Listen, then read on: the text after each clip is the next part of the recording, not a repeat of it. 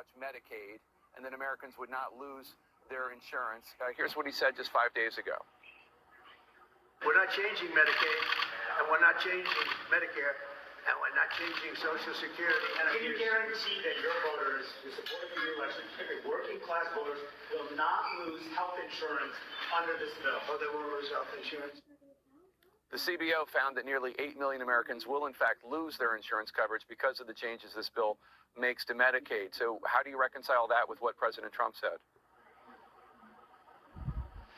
It's directly in line with what the president said. I've said the same. We are not cutting Medicaid in this package. There's a lot of misinformation out there about this, Jake.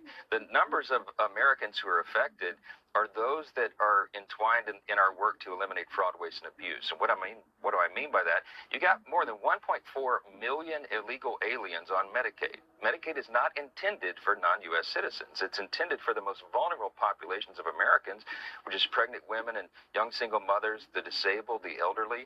They are protected in what we're doing because we're preserving the resources for those who need it most. You're talking about 4.8 million able-bodied workers, young men, for example, who are on Medicaid and not working. They are choosing not to work when they can. That is called fraud. They are cheating the system.